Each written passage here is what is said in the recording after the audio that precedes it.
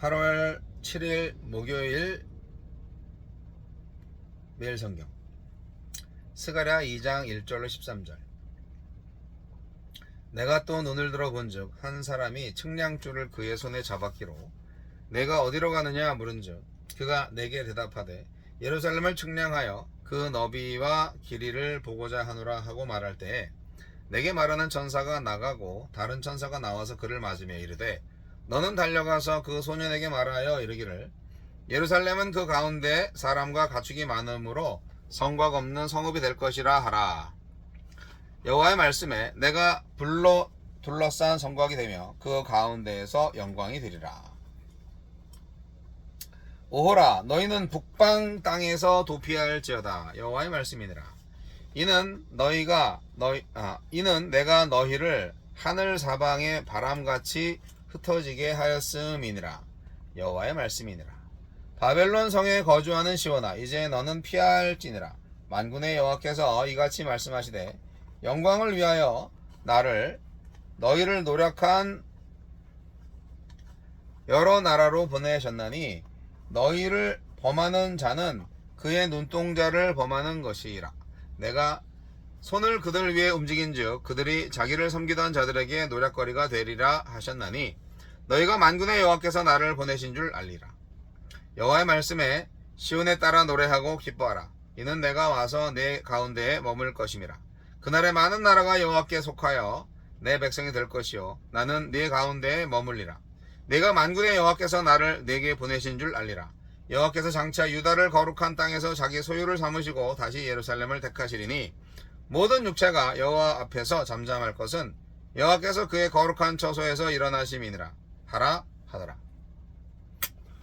불로 둘러싼 성곽.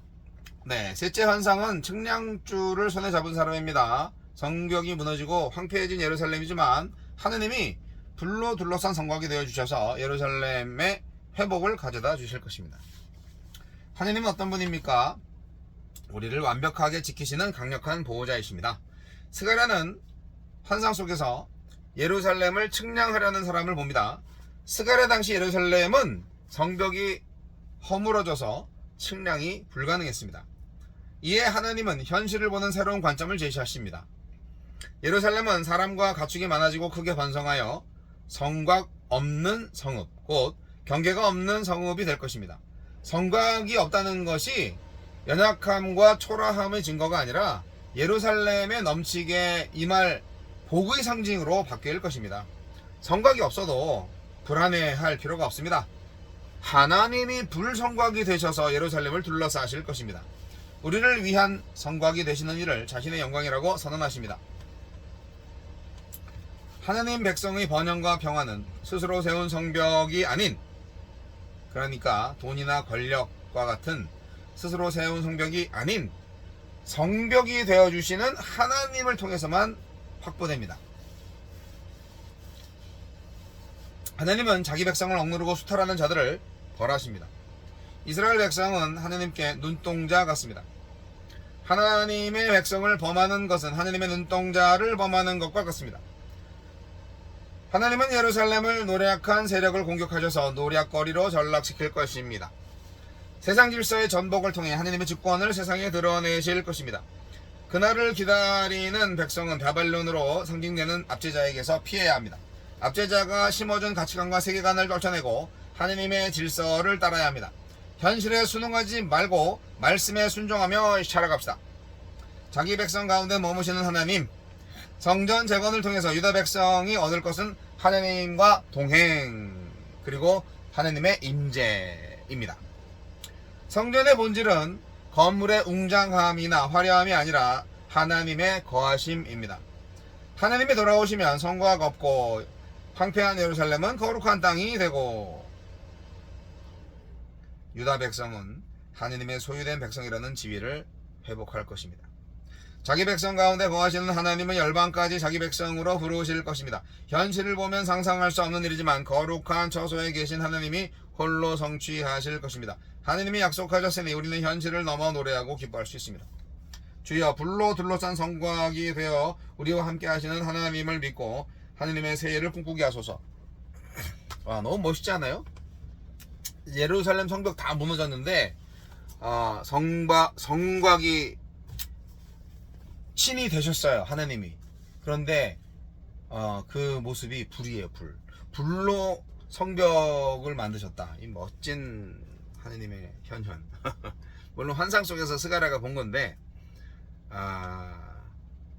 성벽이 없는 성이 상상이 됩니까?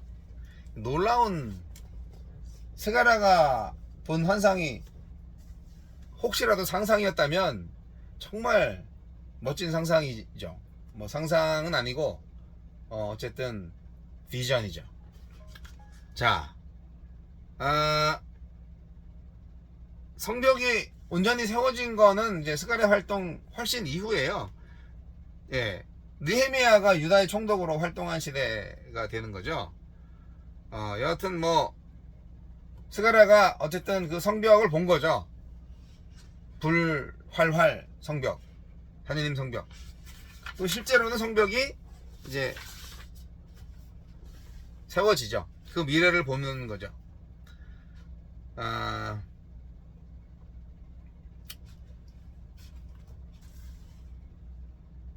요즘도 우리 스가랴와 같은 선지자가 있어야 되는데 말이죠.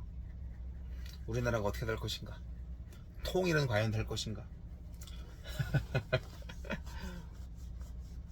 무역 전쟁에서 우리는 승자가 될 것인가? 뭐 등등 여러 가지. 하느님은 이스라엘을 범한 북쪽의 강대국들한테 경고를 하십니다. 경고를 무시하면 그들이 결국 노략거리가 될 것이라고 말합니다. 열국들을 향한 심판은 결국 이스라엘에게는 구원 사건이 될 것입니다. 여하튼 오늘 말씀 가운데에서 제일 멋있는 거는 이제 불성벽을 이루시는 하나님이시고 그 하나님의 말씀처럼 이스라엘 즉 새 예루살렘은 회복될 것이다. 오늘날 이것을 우리 교회와 또 신앙의 눈으로 볼 수 있는 우리의 인생을 본다면 망가지고 흐트러지고 그야말로 절망과 고통 속에 있는 우리의 인생 하나님이 보호해 주신다.